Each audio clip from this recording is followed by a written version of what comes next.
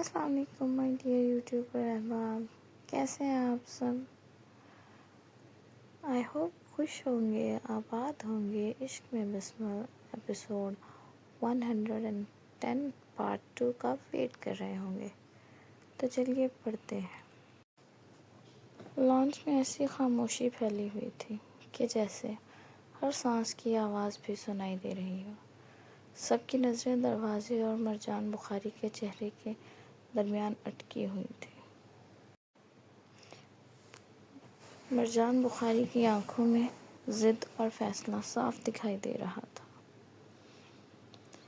آ جائیں مسز شاہ، اگر آج آپ نے اپنے شوہر کا ساتھ نہ دیا تو یاد رکھیے گا، ہمیشہ کے لیے چھوڑ کر چلا جاؤں گا، اور یہ میرا آپ سے وعدہ ہے، دوبارہ آپ کی شکل بھی نہیں دیکھوں گا۔ میرے پاس سب ثبوت موجود ہیں ہمارے نکاح کے، لیکن میں یہ سب اپنی بیوی کے منہ سے سننا چاہتا ہوں۔ بے جھجک آ کر بولو، ان لوگوں سے ڈرنے کی ضرورت نہیں جو ہر ایرے غیرے کے پیچھے لگے پھرتے ہیں۔ یہ کہتے ہوئے مرجان بخاری کی آواز پورے لانچ میں گونج رہی تھی۔ اس کے لہجے میں ایسی دھمکی اور درد دونوں شامل تھے کہ ایک لمحہ بھر کو سب کی سانسیں رک گئیں۔ مرجان بخاری نے ایرا غیرا بول کر فوراً عرفان سکندر کو دیکھا۔ مرجان بخاری کی بات سن کر عرفان سکندر کی آنکھوں میں خون اتر آیا تھا۔ وہ سیدھا عرفان سکندر پر ہی چوٹ کر رہا تھا۔ ایک سیکنڈ میں مرجان بخاری نے اس کی ایک ٹکے کی اوقات کر دی، جو عرفان سکندر کو کسی صورت منظور نہیں تھی، لیکن وہ یہ بھی دیکھ رہا تھا کہ ثریا خان لوگوں سے زیادہ پلک پر مرجان بخاری حق جتا رہا تھا۔ ابھی وہ سب حالات کو آبزرو کرنا چاہتا تھا۔ عرفان سکندر شاطر کھلاڑی تھا جو فوراً سے فیصلہ نہیں کرتا تھا۔ اس کے چہرے پر بظاہر خاموشی تھی، مگر آنکھوں میں خطرناک سوچیں گردش کر رہی تھیں۔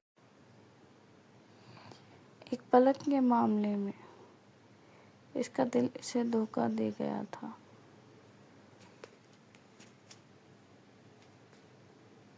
اور دل کے ہاتھوں مجبور وہ مرجان بخاری کو جواب نہیں دے رہا تھا، لیکن پلک سے نکاح کے بعد وہ اپنے ان سالوں کا دماغ ضرور ٹھکانے لگانا چاہتا تھا۔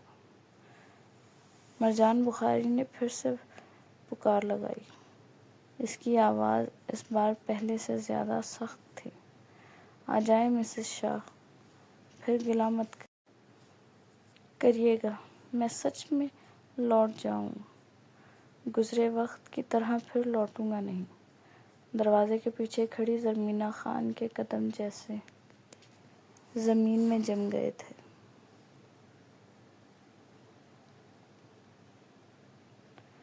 زرمینہ خان نے اپنے دل پر ہاتھ رکھ لیا۔ اسے ایسا لگ رہا تھا جیسے سانس آنا بند ہو گئی ہو۔ اب اگر وہ جاتی تو اس کے ماں باپ دور ہو جاتے، اور اگر نہ جاتی تو اس کے جینے کی وجہ بھی روٹ جاتی۔ پھر وہ کیا کرتی؟ جی کر زرمینہ خان دو طرف سے پھنسی تھی، کرے تو کیا کرے، کیا نہ کرے۔ وہ دل اور دماغ کی جنگ میں پاگل ہونے لگی تھی، لیکن پھر دل کے آگے وہ ہار گئی۔ لیکن اس سے پہلے وہ باہر آتی، ایک گرجدار آواز گونجی جس نے پورے لانچ میں کی فضا کو ہلا کر رکھ دیا۔ زری نہیں آئے گی، ہم سے بات کرو تم سالے، تمہاری ہمت کیسے ہوئی ہماری حویلی میں آ کر ہمارا تماشا لگانے کی؟ سب نے پلٹ کر دیکھا۔ وجدان خان لانچ میں انٹر ہوا، اس کے ساتھ ہی حولا تھی۔ وجدان خان کے چہرے پر ایسا غصہ تھا کہ جیسے وہ ابھی کسی کو جان سے مار دے گا۔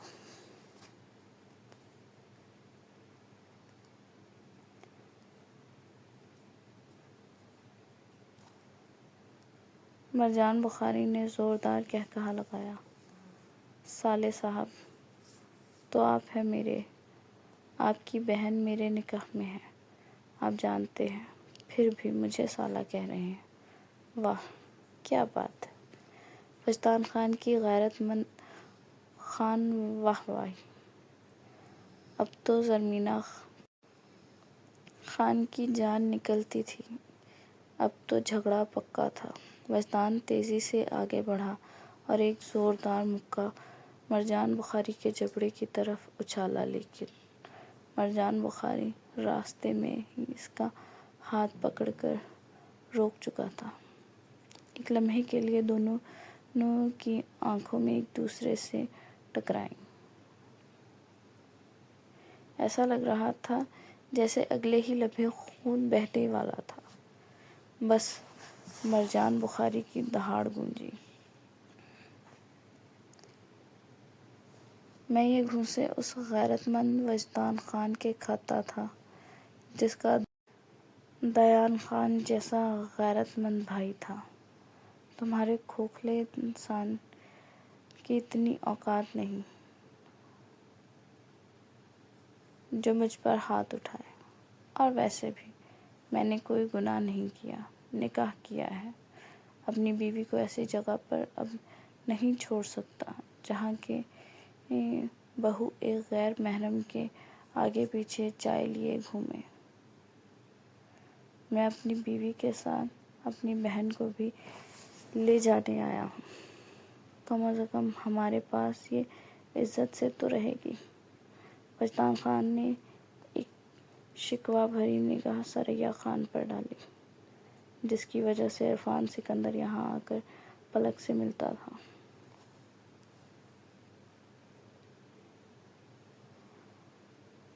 اور اسی بات کی وجہ سے آج وجدان خان مرجان بخاری کے سامنے دو کوڑی کا ہو گیا تھا، لیکن تھا وہ بھی وجدان خان۔ کہنے لگا، اپنی حد میں رہو مرجان بخاری، اگر میں اپنی ضد پر آیا تو تمہاری لاش بھی یہاں سے کوئی نہیں لے جائے گا، اس لیے مجھے غیرت کا سبق سکھانا بند کرو۔ میں انسان کو انسان سمجھتا ہوں، سب کو اپنی مرضی کی زندگی جینے کا حق ہے، مجھے انسانیت سے گرنے پر مجبور نہ کرو۔ مرجان بخاری کی آنکھوں میں اس بات پر اور بھی آگ بھڑک اٹھی۔ سالے، کہاں کی انسانیت؟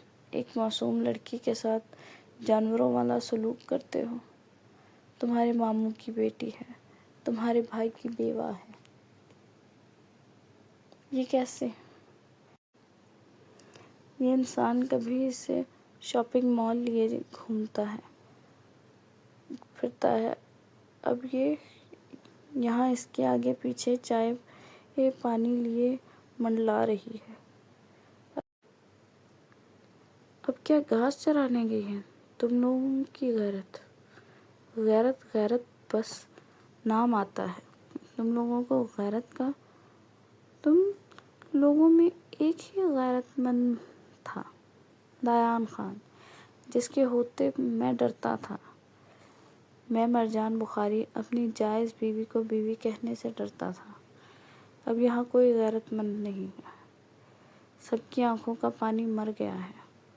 میں یہاں اپنی بیوی اور بہن کو نہیں رہنے دوں گا۔ اس سے پہلے وجدان خان کچھ کہتا عرفان سکندر نے پسٹل پر ہاتھ رکھ دیا۔ اس کے چہرے پر ایسا تاثر تھا جیسے وہ کسی بھی لمحے ٹریگر دبا دے گا۔ وہ آج مرجان بخاری کو زندہ واپس جانے نہیں دے سکتا تھا۔ کیونکہ اگر مرجان زندہ رہتا تو پلک اس کو نہیں مل سکتی تھی۔ لیکن سب سے پہلے ہی ثریا خان بیچ میں بول پڑی، سنو لڑکے، اگر تم سچ میں ہماری بیٹی کے شوہر ہو تو ہمیں اس نکاح کا پتہ کیوں نہیں؟ چلو تمہارے کہنے کے مطابق میرے بیٹے اس نکاح کے بارے میں جانتے تھے، تم سیدھی راہ سے آ کر رخصتی مانگتے، تم کیا ہمیں غیرت کا سبق سکھانے آئے؟ تو پھر سنو، ہماری غیرت کہتی ہے جس نکاح میں ہم نہیں تھے ہم اس نکاح کو نہیں مانتے، تم چلتے بنو یہاں سے۔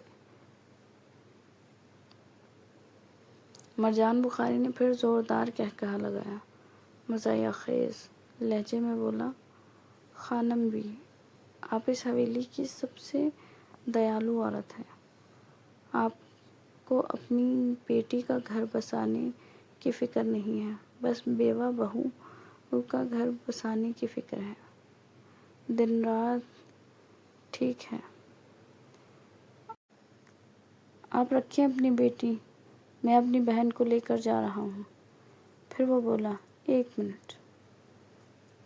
پھر سے وہ نرم آواز میں بولا، مسز شاہ، میں آخری بار پوچھ رہا ہوں، آ جائیں گی میرے ساتھ یا اسی حویلی میں سڑنا ہے جہاں بیٹی سے زیادہ بیوہ بہو کی شادی کی پڑی ہے؟ آپ اب بھی اگر نہیں آئیں تو میں ہمیشہ کے لیے چلا جاؤں گا۔ کچھ دیر وہ رکا رہا، پھر جیسے ہی آگے بڑھا، زرمینہ خان فوراً لانج میں داخل ہوئی۔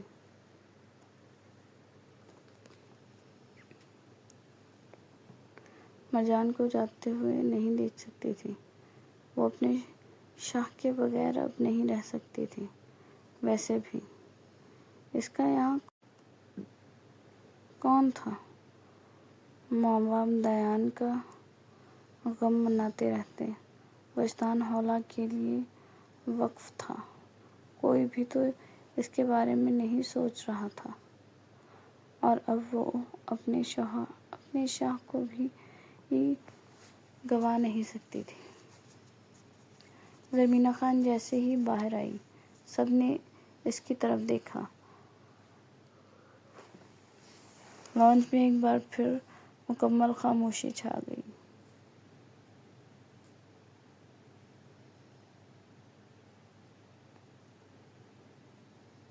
ثریا خان زرمینہ خان کی طرف بڑھنے لگی تھی جب ارمان خان بولے، سنو مرجان بخاری، ہم اپنی بیٹی کو ایسے نہیں بھیج سکتے، ہم اس کی رخصتی کریں گے اچھے سے، ہمیں بھی اسی معاشرے میں رہنا ہے، ایسے اپنی بیٹی کو نہیں بھیج سکتے۔ اور رہی بات پلک کی، وہ ہمارے بہو ہونے سے پہلے بیٹی ہے، اگر وہ ہمارے ساتھ جانا چاہے تو جا سکتی ہے، لیکن ہم زرمینہ اور پلک کی شادی ایک ساتھ کرنا چاہتے ہیں، ہم اپنی غیرت کے نام پر اس بچی کو تنہائی کی سولی پر نہیں چڑھا سکتے۔ تم ہمیں بے غیرت کہو یا جو بھی، تمہارا مسئلہ ہے۔ ارمان خان کی بات پر سب نے ایک دوسرے کو دیکھا۔ ثریا خان بولی، بیٹھ کر بات کر لیتے ہیں۔ سب بیٹھ گئے، لیکن مرجان بخاری کھڑا رہا۔